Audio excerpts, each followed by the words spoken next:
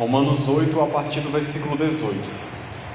Esse capítulo 8 é maravilhoso. Então, os irmãos, prestem bem atenção. Com certeza será edificante a palavra de Deus para as nossas vidas. Versículo 18 diz assim: porque para mim tenho por certo que os sofrimentos do tempo presente não podem ser comparados com a glória a ser revelada em nós. Então deixa eu comentar um pouco esse versículo aqui, porque ele é muito profundo. Antes da gente continuar o restante aqui do capítulo, daqui a pouco ele vai falar sobre a glorificação dos filhos de Deus juntamente com a criação. Mas antes ele dá esse versículo aqui de introdução, porque ele tinha acabado de falar no versículo 17, eu vou ler aqui, que foi o último versículo que a irmã Laurice pregou, que diz assim: ora, se somos filhos, somos também herdeiros, herdeiros de Deus e co-herdeiros com Cristo. Se com ele sofremos, também com ele seremos glorificados. Então ele fez essa promessa: se a gente sofrer com ele, nós também seremos glorificados com ele. E aí ele vai no 18, faz essa afirmação maravilhosa que a gente viu aqui, que os sofrimentos do tempo presente não podem ser comparados com a glória que há de ser revelada em nós. Então, o que nós aprendemos com isso, irmãos? Aquela igreja, naquela época, era uma igreja sofrida, como a igreja de hoje também sofre, mas eles lá sofriam muito também. Talvez até mais do que a gente no momento aqui, pelo menos no Brasil. Eles sofriam muita perseguição física realmente, de prisão, roubo dos seus bens, morte e apedrejamento, todo tipo de perseguição terrível. Então a igreja naquela época sabia o que era sofrer. Realmente eles sofriam muito por causa do nome de Jesus. Você se declarar cristão era praticamente você já saber que havia uma sentença de perseguição e provável morte contra a sua vida. Cada pessoa que se tornava um cristão já tinha essa consciência. O sofrimento era muito grande, era terrível. Muitos morreram por causa de Cristo, por causa do Evangelho. Essa era a realidade daquela igreja. Então, o que Paulo imaginava quando ele escreveu esse versículo? Que muitas pessoas poderiam estar desanimadas, poderiam estar tristes, abatidas, fracas na fé, achando que não tinha valor aquilo que elas estavam fazendo, que era algo sem sentido, diante de tanto sofrimento. Por que sofrer tanto? Por que ter que passar por isso tudo? Algumas pessoas com certeza estavam desanimando, alguns se afastavam da comunhão, isso era comum. Então precisava dessa exortação para que os irmãos entendessem que a igreja sofre aqui, a igreja passa por dificuldades, por lutas, mas nós temos que entender que a nossa vida não se resume a essa realidade. A nossa vida não se resume ao que acontece aqui. Aqui a igreja sofre muito, mas a nossa vida não acaba aqui. Existe algo por vir, existe algo além. Então era isso que Paulo queria que a igreja compreendesse. Então o nosso sofrimento aqui não tem comparação com a glória que há de ser revelada. Que glória é essa?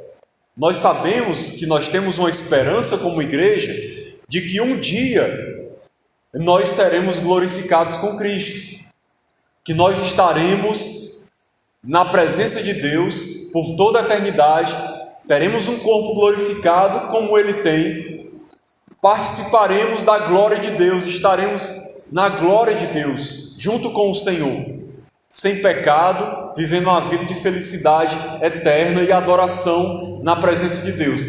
Essa é a nossa esperança, é isso que a gente aguarda, é isso que a gente espera.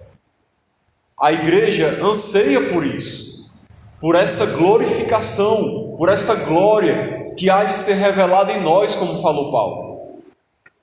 Então, por que o sofrimento não se compara? Pelo menos em dois sentidos.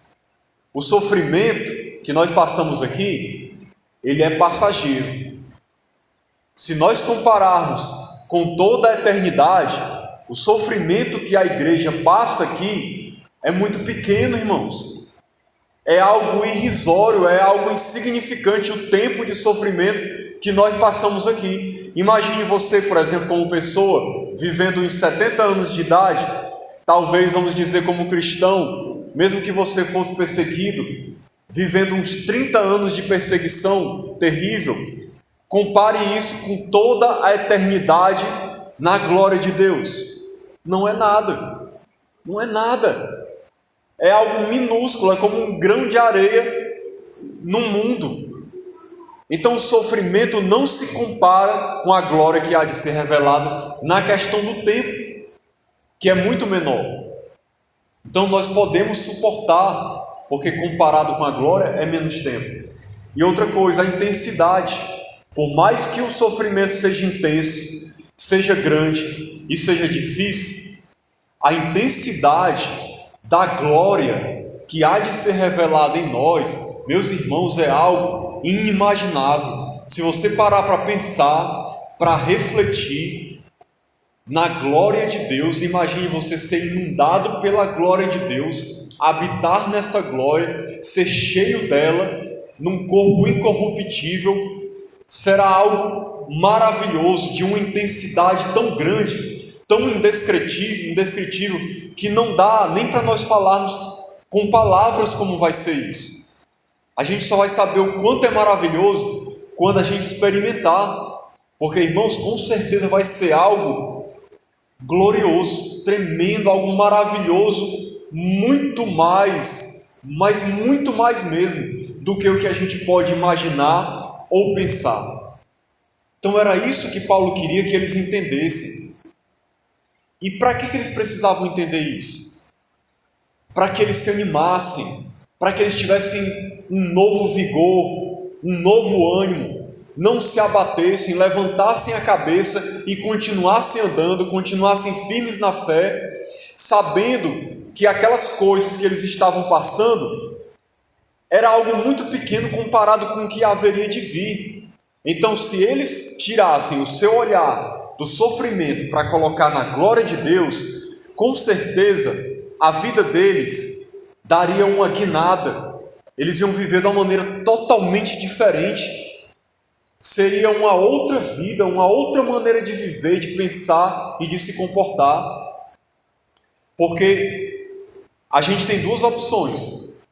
Ou a gente passa a nossa vida toda aqui se lamentando, reclamando, murmurando do sofrimento, das doenças, das dificuldades, ou a gente tira os olhos disso e coloca os olhos na glória de Deus, naquilo que Deus tem para nós. E com certeza a nossa vida vai mudar muito. A gente vai ter um novo ânimo, uma nova alegria de viver se a gente fizer isso. E era isso que Paulo queria que a igreja fizesse. E que nós precisamos fazer também, irmãos. Tem muito crente, às vezes, que o olhar dele é só na dor, no sofrimento, na tristeza, na luta. Tire seus olhos disso. Isso não se compara com o que há de vir. Olhe para a glória de Deus. Olhe para a esperança que você tem, para o que Deus tem preparado para você. Com certeza a sua vida vai dar uma reviravolta. Você vai viver muito melhor se você focalizar nisso. Vamos continuar aqui, versículo 19. A ardente expectativa da criação aguarda a revelação dos filhos de Deus. Em outras palavras, a própria criação de Deus tem uma expectativa dessa glória. A criação de Deus espera essa revelação dos filhos de Deus. Que revelação é essa? É aquilo que Deus vai fazer em nós. O nosso novo estado, a nossa nova realidade, da qual nós vamos participar. A criação de Deus espera isso também.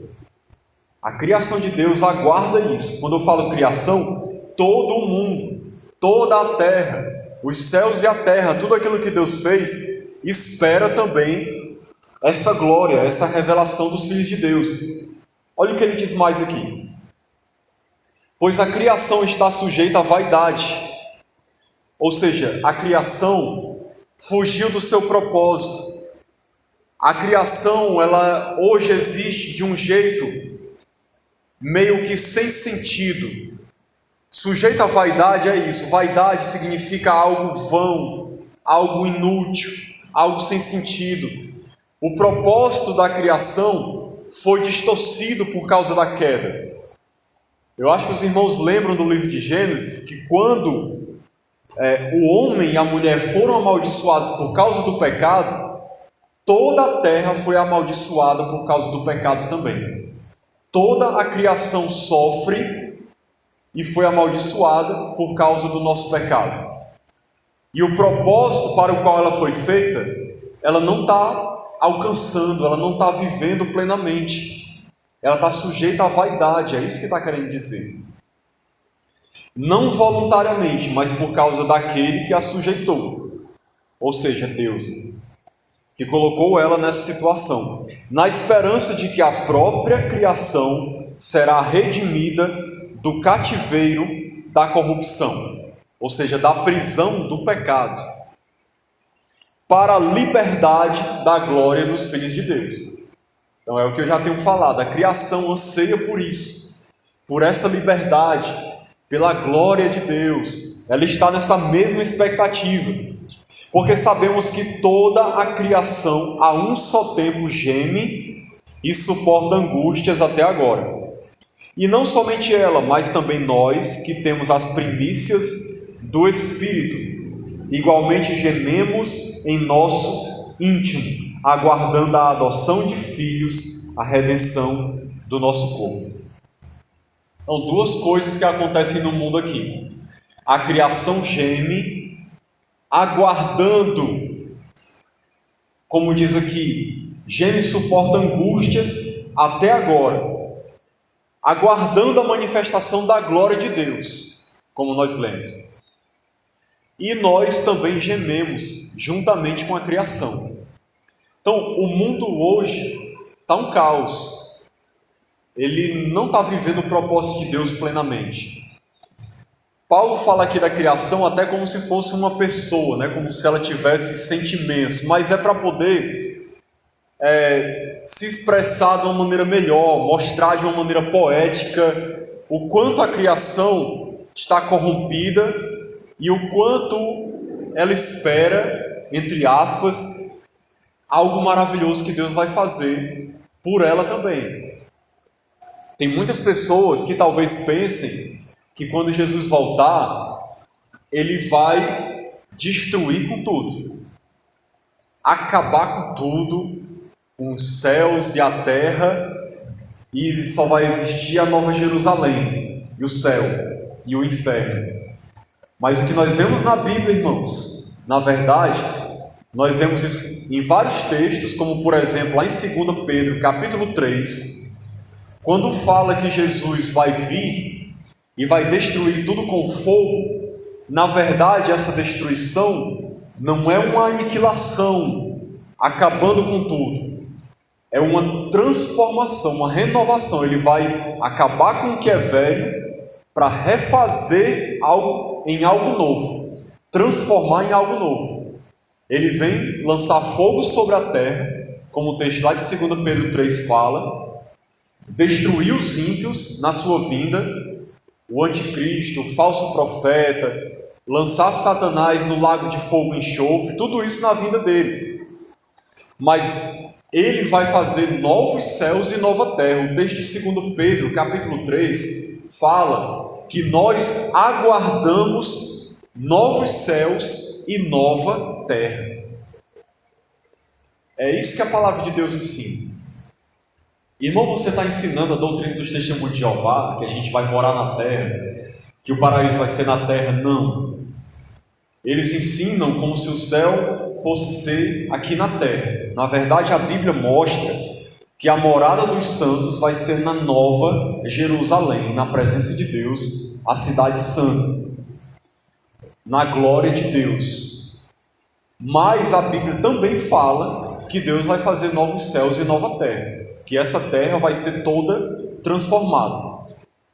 Agora talvez você fique curioso, como é que vai ser isso? Exatamente. Essa resposta eu não tenho para os irmãos. Se alguém tiver, eu gostaria de saber como vai ser exatamente.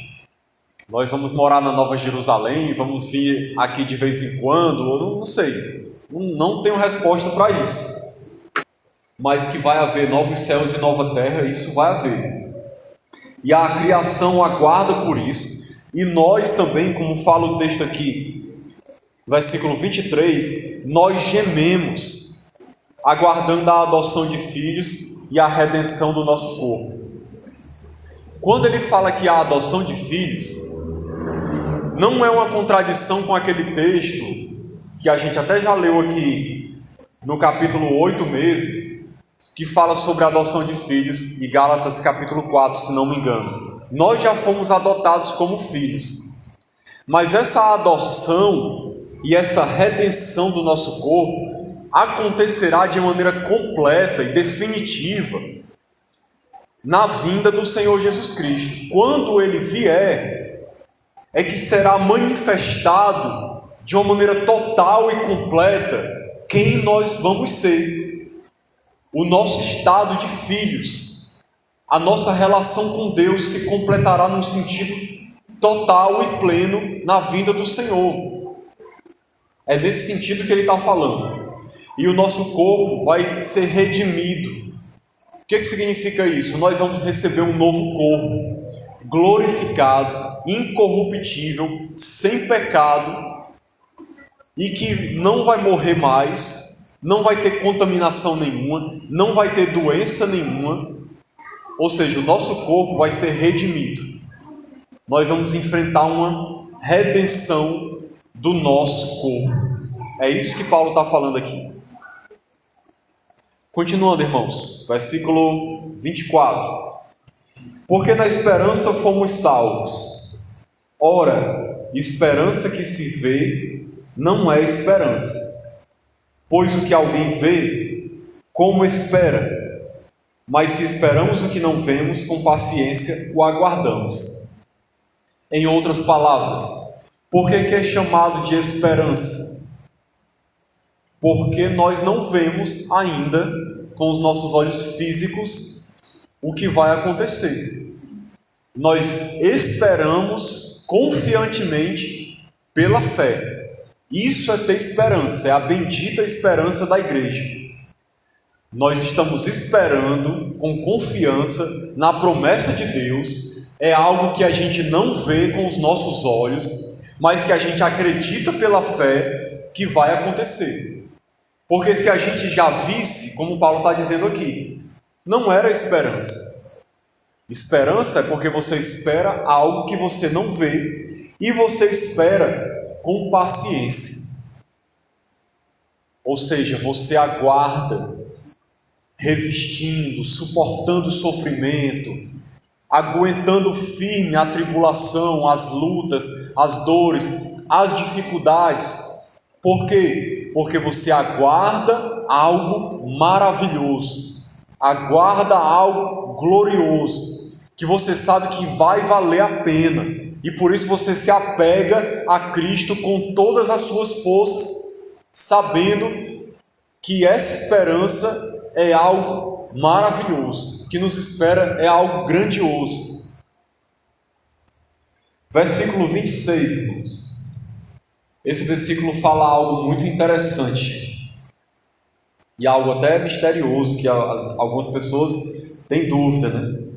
Ele diz assim: também o Espírito, ou seja, o Espírito Santo, semelhantemente nos assiste em nossa fraqueza, porque não sabemos orar como convém, mas o mesmo Espírito intercede por nós sobremaneira com gemidos inexprimíveis.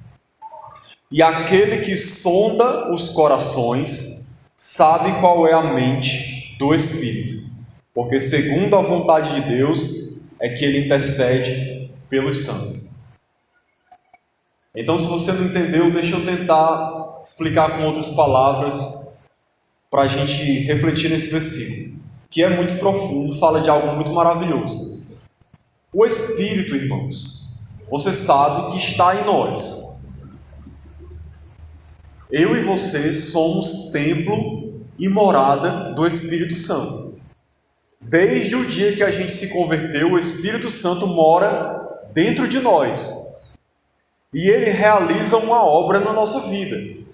Ele age em nós. Ele está trabalhando em nós. Por isso que diz aqui que ele nos assiste em nossa fraqueza. Nós, irmãos, somos fracos. A nossa força vem de Deus. Nós dependemos dele. Nós precisamos da sua ajuda. Nós precisamos do seu suporte, da sua força, da assistência dele. E como é que ele faz isso? Por meio do seu Espírito que habita em nós, que habita dentro de nós. Nós somos fracos, mas o Espírito Santo nos dá assistência. Olha só que verdade gloriosa que Paulo está ensinando aqui, que às vezes a gente não atenta. Você não está só, você não está abandonado. Sempre que você se sentir fraco, saiba que o Espírito Santo que está dentro de você, ele te dá assistência, ele te ajuda na tua fraqueza. E como é que ele ajuda especificamente, que Paulo fala aqui? Nós não sabemos orar como convém. Essa é uma das maneiras como se manifesta a nossa fraqueza. A gente muitas vezes não tem entendimento e sabedoria para fazer aquela oração que é a oração correta, a oração que precisa ser feita a Deus. Muitas vezes nós não sabemos como orar. A gente ora, fala muitas coisas, fala com Deus, mas muitas vezes a nossa oração é deficiente. Não é como convém, ou seja, ela não é do jeito que deveria ser. É isso que ele está dizendo. Uma oração que agrada a Deus, perfeita, muitas vezes não é assim, por causa da nossa fraqueza, porque nós somos falhos e humanos.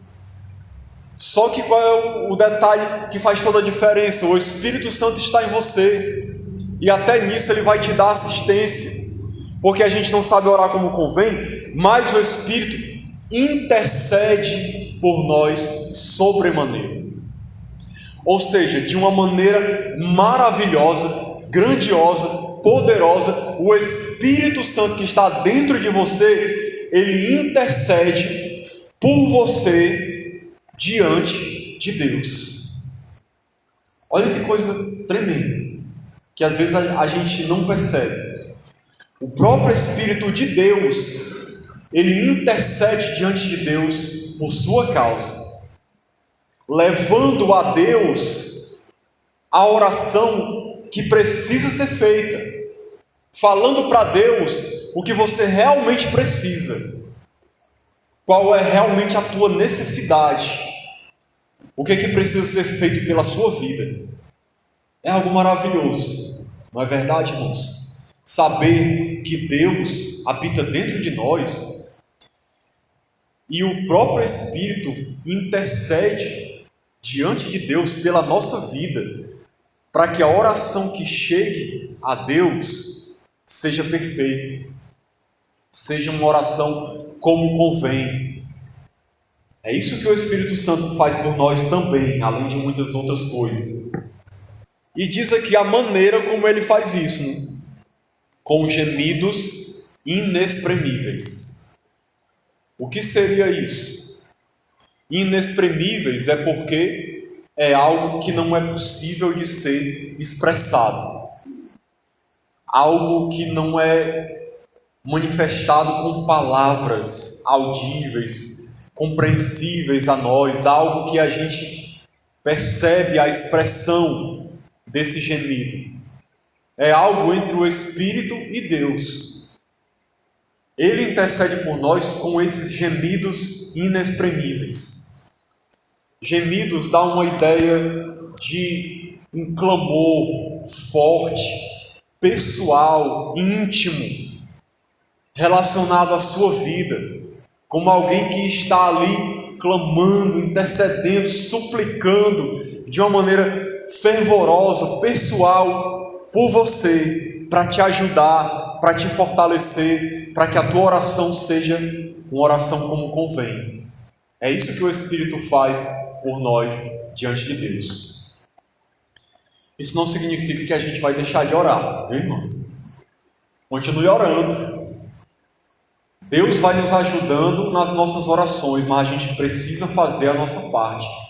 A gente precisa ter a nossa experiência de orar, sabendo que o Espírito nos ajuda nisso também. E por que ele faz isso? Porque ele sonda os corações, ou seja, ele conhece o nosso coração, conhece a nossa necessidade, conhece a nossa dor, sabe o que é que você precisa. Aquele que sonda os corações sabe qual é a mente do Espírito, ou seja, o que o Espírito pensa. E ele, segundo a vontade de Deus, intercede pelos santos. Ou seja, quando ele intercede segundo a vontade de Deus pela nossa vida. Então, sempre que você estiver se sentindo fraco, achando que Deus não está ouvindo suas orações, que de alguma maneira você não sabe falar, não sabe expressar a sua dor, e parece que Deus não está ouvindo, pode ter certeza que Ele sabe muito bem o que você está passando, porque o Espírito Santo ajuda você nisso. Versículo 28, irmãos. Eu vou ver se a gente chega aqui até o versículo 30, certo? Para finalizar esse tópico. Vai ter ensaio hoje, irmã? Vai ter ensaio? Sabemos, olha só esse versículo aqui, irmãos, também. Preste atenção nele, a maravilha que é essa verdade aqui. Isso aqui é uma pérola de Deus, viu? Sabemos que todas as coisas cooperam para o bem daqueles que amam a Deus, daqueles que são chamados segundo o seu propósito. O que Paulo está dizendo aqui? Irmãos, nós precisamos compreender que Deus, o nosso Deus, Ele é soberano. Isso precisa estar muito claro na nossa mente. Ele é soberano. O que significa isso? Ele reina, Ele é o Rei dos Reis, Ele governa toda a terra, todas as pessoas, e tudo que acontece nesse mundo está debaixo do controle dele. A gente precisa saber isso, precisa ter certeza disso, para compreender esse versículo. Não existe nada, absolutamente nada que acontece nesse mundo que esteja fora do alcance do controle de Deus. Não existe nada. Você pode até pensar assim, mas irmão, aquela fatalidade, aquele acidente, aquela coisa terrível que aconteceu, será que Deus estava vendo aquilo? Por que Deus não fez nada? Por que aconteceu aquela situação, aquele desastre? Pode ter certeza, irmãos, mesmo isso que aconteceu, aconteceu porque Deus permitiu que acontecesse. As coisas que acontecem nesse mundo, elas só acontecem pela vontade de Deus. A gente precisa compreender isso. Nada nesse mundo acontece fora da vontade de Deus. Agora existem dois tipos de vontade de Deus, como se diz na teologia. Existe a vontade de Deus ativa e a vontade de Deus passiva. Existem coisas que Deus quer que realmente aconteça. Por exemplo, você tem uma enfermidade e Deus ativamente Ele quer te curar daquilo. E aí Ele age, te cura, tira aquela doença de você. vontade ativa de Deus, algo que ele quis fazer, que ele quis que acontecesse. Era um bem que ele queria realizar. Vontade passiva ou permissiva é quando Deus permite que algo mal aconteça, algo que não é bom na sua essência, que não é algo que agrada a Deus. Por exemplo, uma pessoa chegar e assassinar outra a sangue frio. Deus deseja que isso aconteça com alguém? Não. Mas aquilo só acontece porque Ele permite, porque Ele deixa acontecer, por algum motivo que só Ele pode dizer qual é, que nós muitas vezes não sabemos. Mas uma coisa é certa, só aconteceu porque Ele deixou. Não foi porque Ele foi negligente, porque Ele estava fazendo outra coisa e não viu, ou porque Ele não tinha poder de evitar negativo.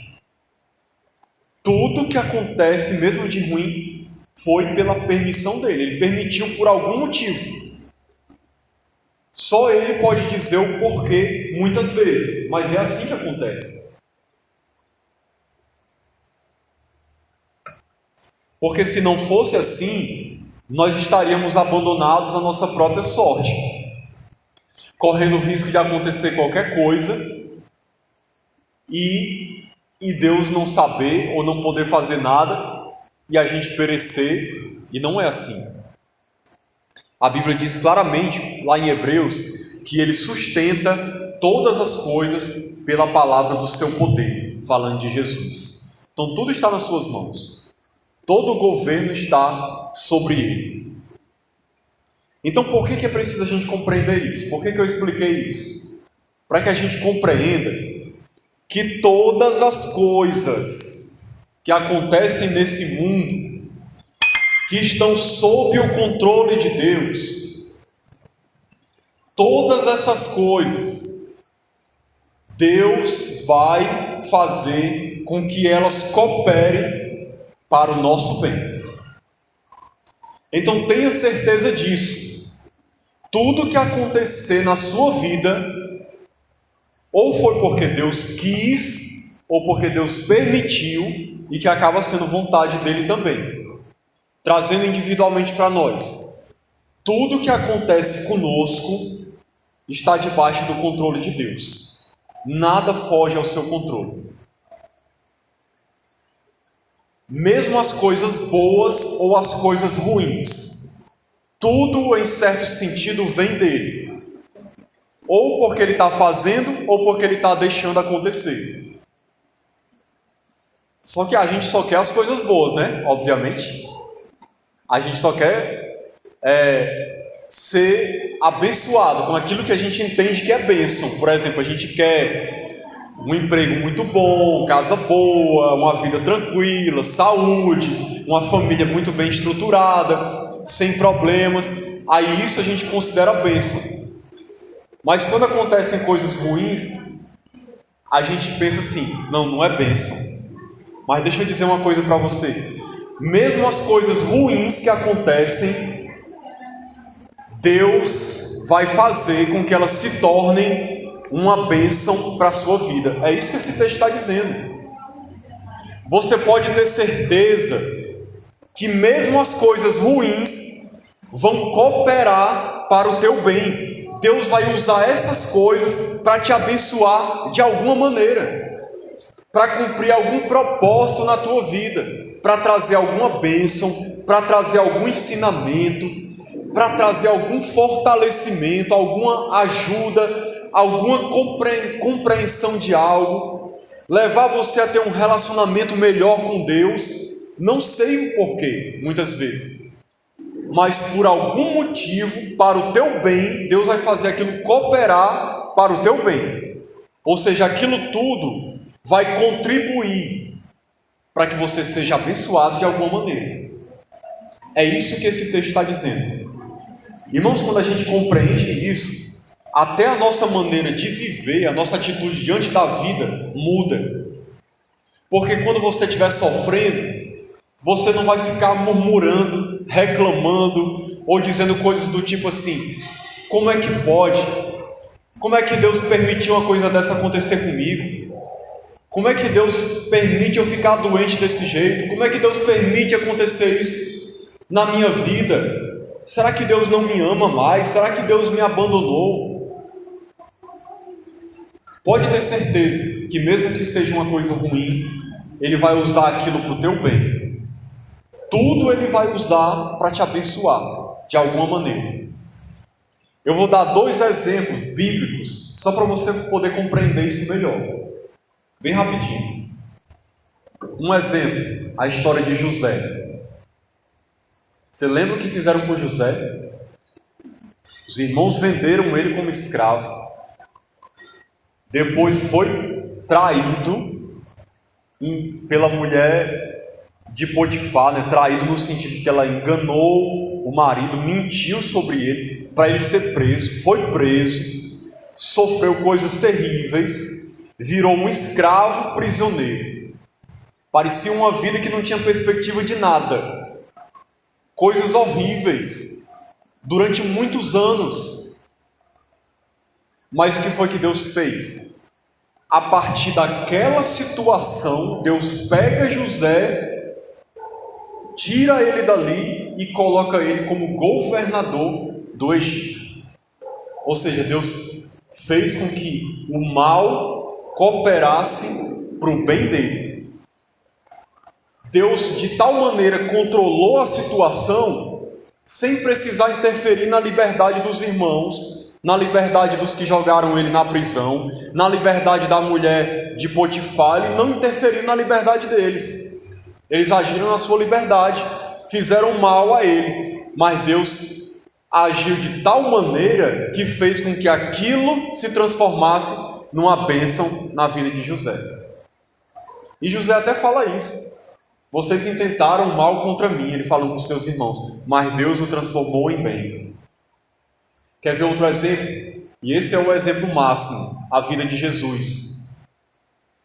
Mataram Jesus, açoitaram ele, crucificaram, fizeram coisas horríveis, o crucificaram numa cruz, mas o que foi que Deus fez? Deus pegou aquela ação horrível, aquela situação terrível, e transformou no maior bem já feito à humanidade. É como Pedro fala lá em Atos dos Apóstolos: vocês mataram Jesus, crucificaram ele, mas Deus deixou que acontecesse tudo isso para trazer salvação. É isso que Pedro falou em outras palavras. Então veja só, tanto mal que fizeram na vida de Jesus, mas tudo aquilo ali cooperou para o nosso bem. Estava cooperando também para o bem do próprio Jesus, porque ele morreu, mas ressuscitou, subiu aos céus e foi glorificado, domina sobre tudo. Então, irmãos, é só para você entender como Deus é capaz de pegar o mal e transformar em bem. E é maravilhoso isso.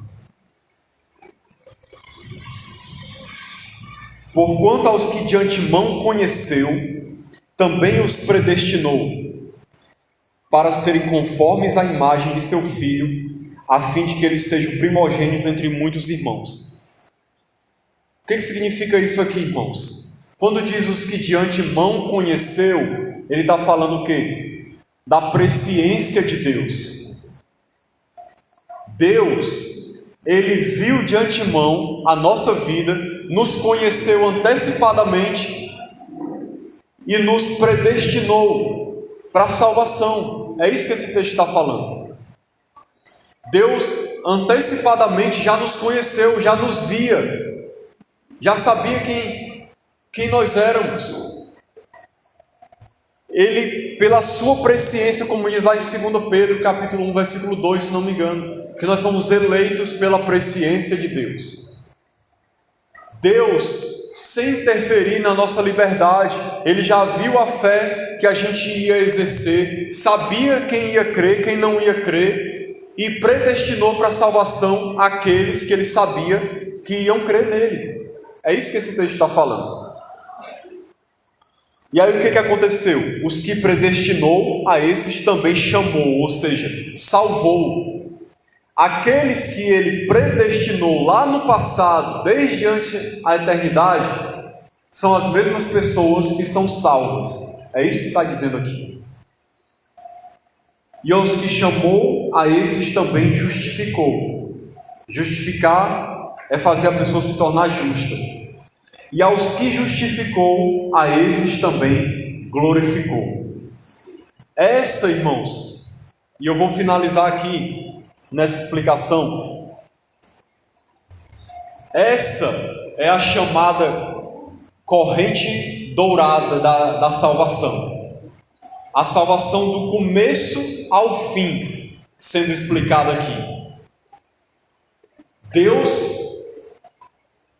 pela sua presciência, conhece de antemão, predestina aqueles que ele viu que iam crer para a salvação. No tempo certo, essas pessoas são chamadas, ou seja, são salvas por meio do chamado do Espírito Santo, são justificadas e por fim são glorificadas. Vão estar na glória no céu. É isso que Deus faz conosco. E aí eu vou parar aqui nesse versículo. Amém, irmãos? Então que Deus nos abençoe em nome de Jesus.